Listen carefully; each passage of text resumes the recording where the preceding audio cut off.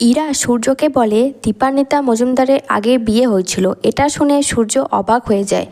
ইরা বলে জিজ্ঞাসা করবে না কার সাথে বিয়ে হয়েছিল। তখনই লাবণ্য চলে আসে আর বলে ইরা মিথ্যা কথা বলছে। জয় ইরাকে বলে আমার মায়ের জন্য তুমি মাথার ওপর ছাদ পেয়েছো, শুধু শুধু মাকে চটাও না। ইরা তখন তাড়াতাড়ি বলে যে আমি প্র্যাঙ্ক করছিলাম। সূর্য বলে আপনি কলেজে ম্যানেজমেন্টে আছেন আর দীপান্বিতা একজন স্টুডেন্ট, এইরকম প্র্যাঙ্ক করার মানে কি? সূর্য লাবণ্যকে জিজ্ঞাসা করে ইরা ম্যাডাম এখানে কেন এসেছে? লাবণ্য বলল আমার কাছে। তুমি ভিতরে যাও। সূর্য ভিতরে গেলে লাবণ্য ইরাকে চড় মারে। লাবণ্য বলে আমি তোমাকে পুলিশে দিতে পারি, আমার ছেলেকে শেষ করতে চাও, ওকে মানসিক চাপ দিতে চাও। উর্মি দীপা লাবণ্যকে আটকায়। ইরা বলে আমার চোখের সামনে নতুন ভালোবাসার ফুল ফুটবে আর আমি সেটা দেখবো। ইরা বলে দীপা সূর্যের এক্স হয়ে সূর্যের কাছে থাকবে বলে ডাক্তারি পড়ছে। দীপা বলে আমি অন্তত তোমার মতো ডাক্তারবাবুকে আধো অজ্ঞান করে ছবি তুলিনি। তখন ইরা বলে বেশ করেছি, আমি সূর্যের লিগ্যাল ওয়েব, ওর জন্য আমি গুলি খেয়েছি। সবাই এই বাড়িতে বিভিন্ন পরিচয় আছে, আমিও থাকবো। লাবণ্য বলে ভুলে যেও না গুলিটা তোমার জন্যই চলেছিল। সবাই ইরাকে চলে যেতে বলে। ইরা বলে আমি চলে গেলেও আমার শ্বশুরবাড়ি অধিকার নিয়ে আমি ফিরে আসব।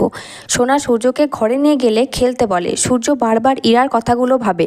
দীপার সিঁদুর পরা মুখটা মনে পড়ে। সূর্যকে আসতে দেখে লাবণ্য দীপাকে চিৎকার করে চলে যেতে বলে। সূর্য দীপাকে আটকায় আর জিজ্ঞাসা করে যে সত্যি তার বিয়ে হয়েছিল নাকি।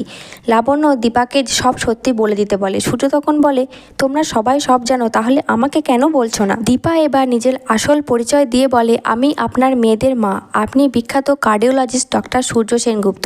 অ্যাক্সিডেন্টে আপনার স্মৃতি চলে গেছে, কিন্তু এটা মেনে নিতে পারে না সূর্য। লাবণ্য বলে এটাই সত্যি। উর্মি দীপা আর সূর্যের বিয়ের ছবি দেখায়। সূর্য খুব অস্থির হয়ে যায়। সে তখন দীপাকে বলে তুমি আমার বাড়ির সবাইকে এইসব বলতে বলেছো। এদিকে ইরা আবার এসে বলে যে সূর্যের ওয়াইফ, আর কিছু ছবি সূর্যকে দেখাতে গেলে লাবণ্য সেগুলো ছিঁড়ে দেয়। সূর্য তখন লাবণ্যকে বলে দীপান্বিতা বলছে ও আমার ওয়াইফ, ইরা ম্যাডাম বলছে উনি আমার ওয়াইফ, আমি কি বারবার? বাড়ির সবাই সূর্যকে বোঝানোর চেষ্টা করে, কিন্তু সূর্য বলে তার কিছু মনে পড়ছে না। সে উত্তেজিত হয়ে বাড়ির ভিতরে চলে যায়।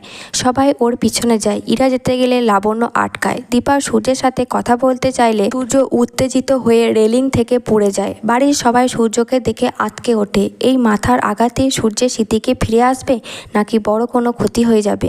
জানতে হলে দেখতে থাকুন টলিউড গল্প। আর অনুরাগের ছোঁয়ার পরবর্তী এপিসোডগুলি দেখার জন্য আমার চ্যানেলটিকে সাবস্ক্রাইব করে পাশে থাকা বেল আইকনটি ক্লিক করে রাখবেন। আর ভিডিওটি ভালো লাগলে অবশ্যই একটি লাইক করবেন।